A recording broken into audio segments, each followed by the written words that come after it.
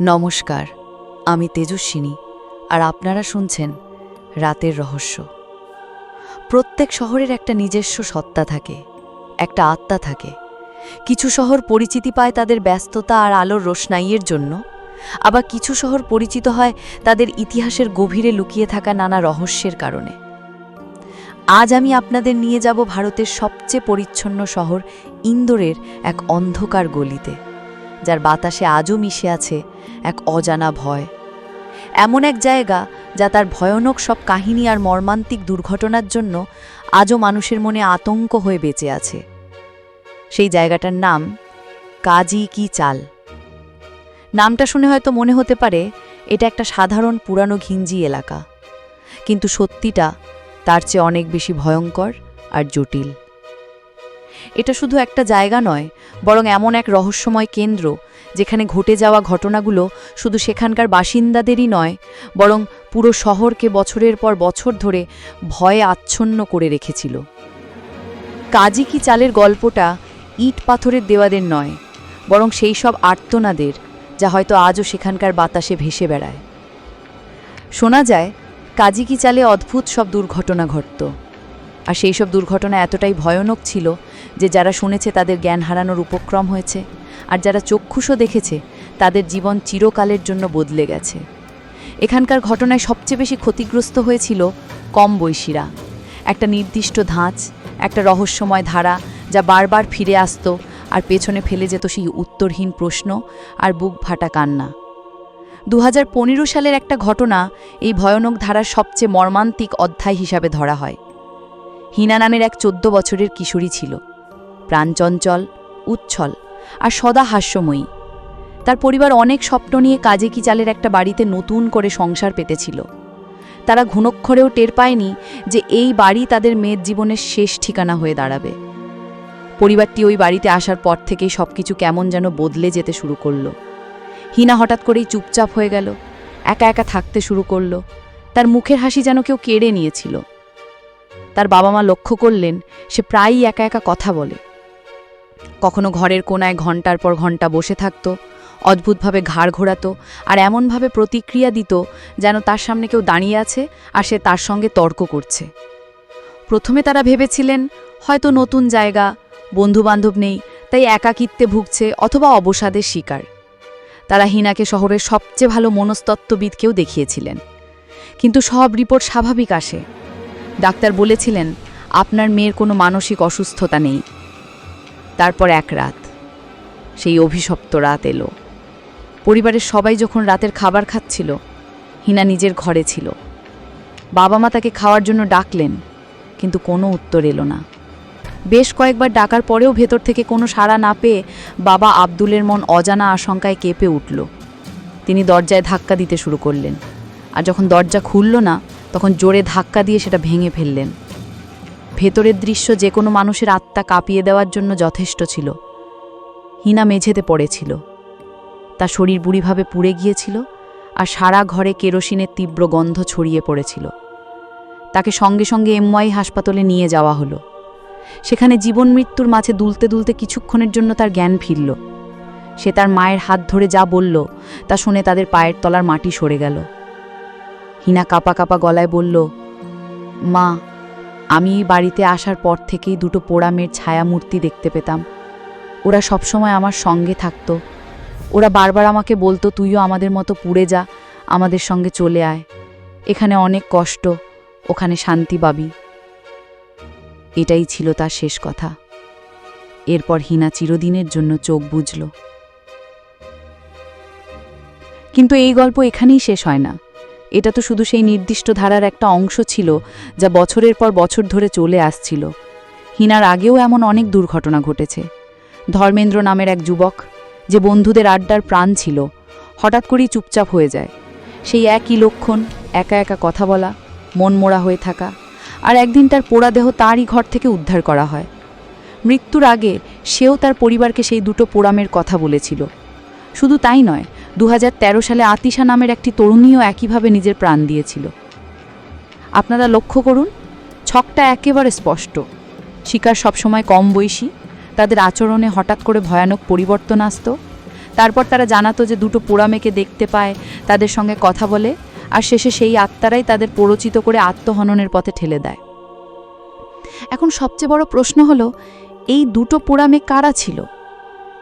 এর উত্তর আজও কারো কাছে নেই। কেউ জানে না তারা কারা ছিল, কোথা থেকে এসেছিল, বা তাদের সঙ্গে কি হয়েছিল। কিন্তু প্রত্যেকটা গল্পে তাদের উল্লেখ থাকা, তাদের উপস্থিতি অনুভব করা, আর তাদের কারণে এতগুলো মৃত্যু, এটা কোনোভাবেই স্বাভাবিক ঘটনা বলে মনে হয় না। কিছু বয়স্ক মানুষ ফিসফিস করে বলেন যে অনেক বছর আগে চালে আগুন লেগে 2 বোনের মৃত্যু হয়েছিল, আর হয়তো তাদের অতৃপ্ত আত্মাই নিজেদের প্রতিশোধ নিচ্ছে। আর এই ভয় শুধু কাজী কি চালের সীমার মধ্যেই সীমাবদ্ধ ছিল না। চালের পাশেই মালওয়া মেলার মাঠ সংলগ্ন এলাকায় রাজেশ নামের এক শিশু থাকত। সেও তার বাবা মাকে জানিয়েছিল যে দুটো মেয়েকে দেখতে পায়, যারা তাকে দেশলাই নিয়ে খেলতে বলে। একদিন সেও আগুনে বুড়িভাবে আহত হয়, কিন্তু ভাগ্যক্রমে তার প্রাণ বেঁচে যায়। একইভাবে গুমাকিফেল এলাকাতেও এক তরুণী অল্পের জন্য প্রাণে বেঁচে যায়। কিন্তু পার্থক্যটা ছিল এটাই যে চালের ভেতরে থাকা মানুষরা বাঁচতে পারেনি, আর বাইরের লোকেরা বেঁচে গিয়েছিল। মনে হতো যেন চালের ভেতরে সেই অশুভ শক্তির প্রভাব বহুগুণ বেশি ছিল। এইসব ঘটনা ছাড়াও কাজী কি চালের আরও একটি প্রচলিত ভয়ের গল্প রয়েছে। বলা হয় এখানে এক মহিলার আত্মা ঘুরে বেড়ায়। রাতের নিস্তব্ধতায় তার কান্নার আওয়াজ শোনা যায়। সে তার হারানো সন্তানকে খুঁজে বেড়ায়, মানুষের দরজায় করাঘাত করে, আর যদি কেউ ভুল করে মাঝরাতে বাইরে বেরিয়ে পড়ে তাহলে সেই ছায়া তার পিছু নেয়।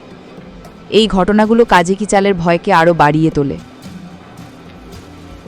এবার আসা যাক গল্পের দ্বিতীয় এবং সম্ভবত সবচেয়ে ভয়ঙ্কর অধ্যায়ে। কাজী কি চালেরই একটা অংশ ছিল তাজি কি চাল। এখানে হঠাৎ করে কম বয়সী মেয়েদের মৃত্যুর এমন এক সিলসিলা শুরু হলো যা পুলিশ ও প্রশাসনকেও নাড়িয়ে দিয়েছিল।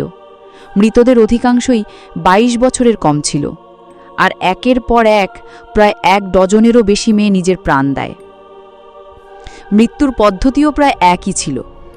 গায়ে কেরোসিন ঢেলে আগুন লাগিয়ে দেওয়া, কেউ কেউ গলায় দড়ি দিয়েছিল, কিন্তু আগুনে পুড়ে মৃত্যুর সংখ্যাই বেশি ছিল। সবচেয়ে ভয়ের বিষয় ছিল যে মৃত্যুর ঠিক আগে পর্যন্ত এই মেয়েরা একেবারে স্বাভাবিক থাকত, পরিবারের সঙ্গে কথা বলতো, হাসাহাসি করত, নিজেদের দৈনন্দিন কাজও করত। তারপর হঠাৎ করে নিজের ঘরে যেত, আর কিছুক্ষণ পরেই হয় তাদের হৃদয় বিদারক চিৎকার শোনা যেত, অথবা তারা গায়ে আগুন লাগা অবস্থায় বাইরে ছুটে আসত। বিষয়টা এতটাই গুরুত্বপূর্ণ হয়ে ওঠে যে এর তদন্তভার সিবিআই এর হাতে তুলে দেওয়া হয়। তদন্তকারী দল আসে, ঘণ্টার পর ঘণ্টা ধরে জিজ্ঞাসাবাদ চলে, পরিবারের লোকজন, বন্ধু বান্ধব, প্রতিবেশীদের সঙ্গে সব দিক থেকে তদন্ত করা হয়, কিন্তু কোনো কারণ খুঁজে পাওয়া যায় না।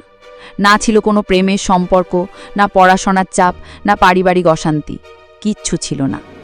আর এই মৃত্যুগুলোর মধ্যে আরও একটা অবাক করার মতো বিষয় ছিল যা তদন্তকারীদেরও হতবম্ব করে দিয়েছিল। আগুন শুধু মেয়েদের শরীরকেই পোড়াতো। ঘর, পর্দা, বিছানা, এমনকি তাদের পরনের পোশাকেরও আশেপাশের অংশ সম্পূর্ণ অক্ষত থাকত।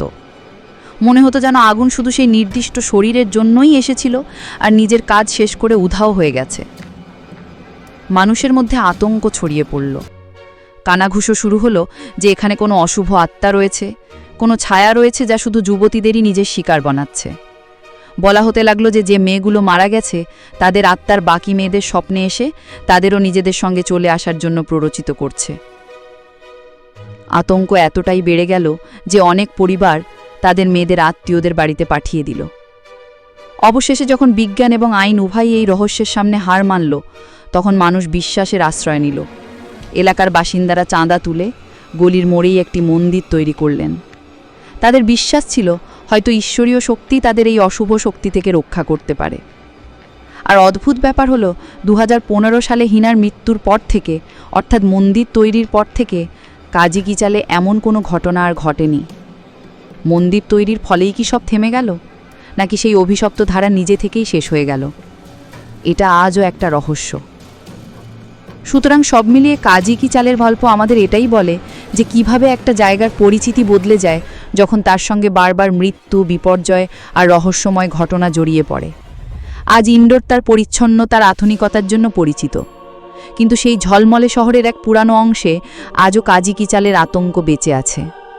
সেখানকার মানুষ বিশ্বাস করে যে কিছু রহস্য এমন থাকে যাকে বিজ্ঞান আর যুক্তির দাড়িপাল্লায় মাপা সম্ভব নয়। কাজী কি চালের আসল সত্যিটা কি তা কেউ জানে না, কিন্তু এটুকু নিশ্চিত যে এই জায়গাটা চিরকাল ভয়, রহস্য আর সেই অসংখ্য অমীমাংসিত প্রশ্নের এক নিদর্শন হয়ে থাকবে। আমি তেজস্বিনী, পরের পর্বে আবার দেখা হবে আরও এক অজানা কাহিনীর সঙ্গে।